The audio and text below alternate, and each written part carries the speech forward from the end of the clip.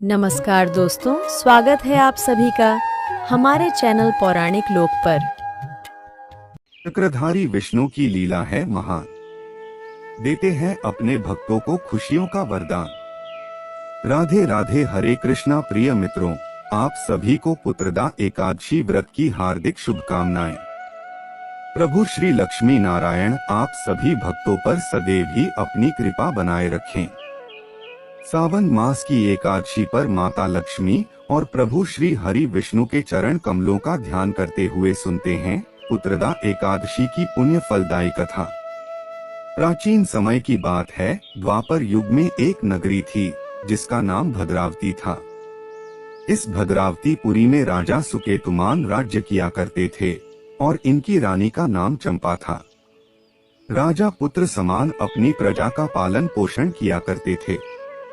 उनके राज्य की प्रजा धन, धान्य, भोजन, वस्त्र आदि सभी चीजों से बहुत सुखी थी। परंतु विवाह के कई वर्ष बीत जाने के बाद भी उन्हें संतान सुख की प्राप्ति नहीं हो रही थी। राजा को बहुत समय तक कोई वंशधर संतान की प्राप्ति न होने के कारण दोनों पति पत्नी सदा चिंता और शोक में डूबे रहते थे। नियमित रूप से प्रातः काल में जब भी राजा अपने पितरों को जल देते तो राजा के पितर उनके दिए हुए जल को बड़े ही शोक के साथ पीते और सोचते थे कि राजा के बाद और कोई ऐसा नहीं दिखाई देता जो हम लोगों का तर्पण करेगा। यह सोच कर राजा के पितर भी अत्यंत ही दुखी रहा करते थे। राजा को संतान न होने की वजह से उन्हें अब राजपाट भी सुखदायक नहीं लगने लगा था। राजा के मन को बस एक थी चिंता खाई जाती थी कि उनको कब संतान की प्राप्ति होगी। अभी तक संतान की प्राप्ति के लिए राजा ने कई तरह के उपाय जैसे जप, तप, हवन, अनुष्ठान आदि किए, लेकिन उसे संतान सुख प्राप्त नहीं हो रहा था। राजा के विवाह को अब काफी समय हो चुका था और राजा रानी अब वृद्ध अवस्था की ओर अग्रसर हो रहे थे। अपनी वृद्धावस्था निकट आती देखकर राजा ने एक दिन राज्य के सभी ऋषियों, मुनियों, सन्यासियों और विद्वानों को दरबार में बुलाया और उनसे कहा, हे प्रजाजनों, मेरे खजाने में अन्याय से उपार्जन किया हुआ एक अंश मात्र भी धन नहीं है। सारा धन हमारे कठिन परिश्रम का धन है। न मैंने कभी देवताओं तथा ब्राह्मणों का धन छीना है तथा किसी दूसरे की धरोहर भी मैंने नहीं ली। अपनी प्रजा का पुत्र के समान पालता हूँ। मैं दीन दुखी लोगों की सहायता करता हूँ, भूखे जीवों को भोजन देता हूँ, कभी किसी से घृणा नहीं की, सबको एक समान माना है, सज्जनों की सदा पूजा करता हूँ। इस प्रकार धर्मयुक्त राज्य का पालन करते हुए भी मेरे कोई संतान नहीं है, सो मैं अत्यंत दुख पा रहा हूँ। इसका क्या कारण है?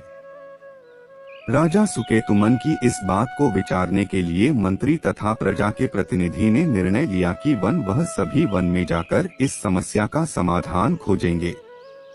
जब राजा के प्रतिनिधि वन में गए तो वहां बड़े बड़े ऋषि मुनियों के दर्शन किए, परंतु वे सभी लोग राजा की संतान प्राप्ति की कामना की पूर्ति के लिए किसी श्रेष्ठ तपस्वी मुनि को देखते फिर रहे थे। एक दिन राजा के प्रतिनिधि घोड़े पर सवार हो गहन वन में चले गए। प्रजा के अन्य लोगों आदि किसी को भी इस बात का पता न था। मृग और पक्षियों से सेवित उस सघन वन में वे सभी भ्रमण करने लगे।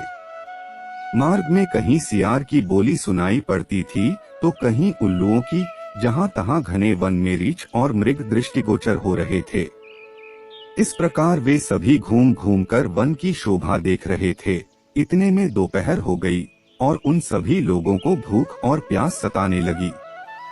वे सभी भोजन और जल की खोज में इधर उधर दौड़ने लगे। किसी पुण्य के प्रभाव से उन्हें एक उत्तम सरोवर दिखाई दिया जिसके समीप मुनियों के बहुत से आश्रम थे। शोभाशाली ज्ञानी लोगों ने उन आश्रमों की ओर देखा तो उस समय शुभ की सूचना देने वाले शकुन होने लगे।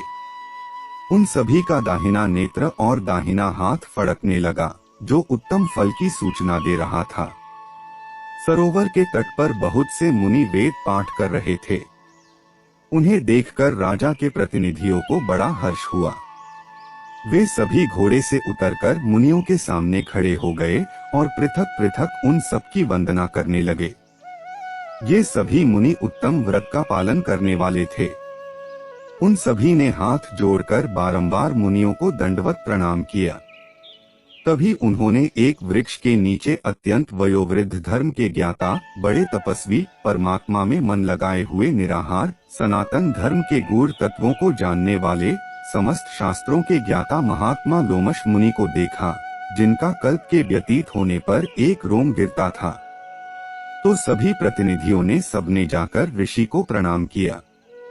उन लोगों को देखकर मुनि ने पूछा कि आप लोग किस कारण से आए हैं? निसंदेह मैं आप लोगों का हित करूंगा। मेरा जन्म केवल दूसरों के उपकार के लिए हुआ है, इसमें संदेह मत करो। लोमश ऋषि के ऐसे वचन सुनकर सब लोग बोले, हे मुनि, आप हमारी बात जानने में और हमारी समस्या का समाधान करने में ब्रह्मा से भी अधिक समर्थ हैं, अतः आप हमारे इस संदेह को दूर कीजिए। हे मुनि, हम सभी भद्रावती पुरी की प्रजा है। वहाँ के धर्मात्मा राजा सुकेतुमान प्रजा का पुत्र के समान पालन करते हैं, फिर भी वह पुत्रहीन होने के कारण दुखी है। उन लोगों ने आगे कहा कि क्योंकि हम लोग उसकी प्रजा हैं, अतः उसके दुख से हम भी दुखी हैं।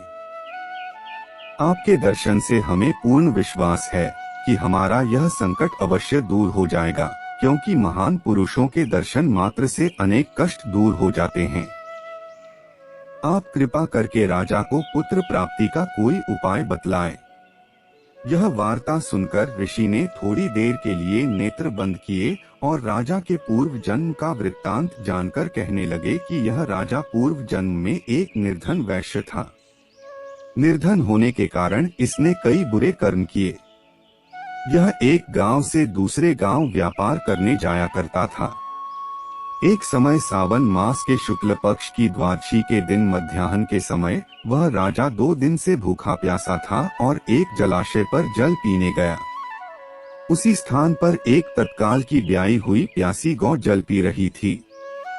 राजा ने उस प्यासी गाय को जल पीते हुए हटा दिया और स्वयं जल पीने लगा, इसीलिए राजा को यह दुख सहना पड़ा।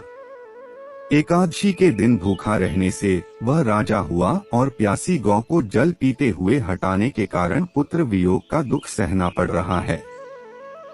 ऐसा सुनकर सब लोग कहने लगे कि हे ऋषि, शास्त्रों में पापों का प्रायश्चित भी लिखा है, अतः जिस प्रकार राजा का यह पाप नष्ट हो जाए, आप ऐसा उपाय बताइए। लोमश मुनि कहने लगे कि श्रावण शुक्ल पक्ष की एकादशी को, जिसे पुत्रदा एकादशी भी कहते हैं, तुम सब लोग व्रत करो और रात्रि को जागरण करो, तो इससे राजा का यह पूर्व जन्म का पाप अवश्य नष्ट हो जाएगा, साथ ही राजा को पुत्र की अवश्य प्राप्ति होगी। लोमश ऋषि के ऐसे वचन सुनकर मंत्रियों सहित सारी प्रजा नगर को वापस लौट आई और जब श्रावण शुक्ल एकादशी आई तो ऋषि की आज्ञानुसार सबने पुत्रदा एकादशी का व्रत और जागरण किया। इसके पश्चात द्वादशी के दिन इसके पुण्य का फल राजा को दिया गया। उस पुण्य के प्रभाव से रानी ने गर्भ धारण किया और प्रसव काल समाप्त होने पर उसके एक बड़ा तेजस्वी पुत्र उत्पन्न हुआ। इस प्रकार से राजा और उसकी प्रजा सुख पूर्वक जीवन व्यतीत करने लगी। इसलिए इस श्रावण मास के शुक्ल पक्ष की एकादशी का नाम पुत्रदा पड़ा। अतः संतान सुख की इच्छा करने वाले हर मनुष्य को इस व्रत को अवश्य करना चाहिए। इसके महात्म्य को सुनने से मनुष्य सब पापों से मुक्त हो जाता है और इस लोक में संतान सुख भोगकर परलोक में स्वर्ग को प्राप्त होता है। इस पुत्रदा एकादशी का व्रत और इसकी कथा के फल से जातक को 88,000 ब्राह्मणों को भोजन कराने के समान पुण्य फल मिलता है। साथ ही माँ लक्ष्मी की कृपा से उनके घर में सदा ही खुशहाली आती है। इसके व्रत से धरती लोक में किए गए सभी पाप नष्ट हो जाते हैं और अंत में मोक्ष प्राप्त करके प्राणी स्वर्ग का अधिकारी बनता है। यह थी अथ श्री पुत्रदा एकादशी व्रत की कथा। तो बोलिए मित्रों, श्रीमन नारायण नारायण हरि हरि, श्रीमन नारायण नारायण हरि हरि।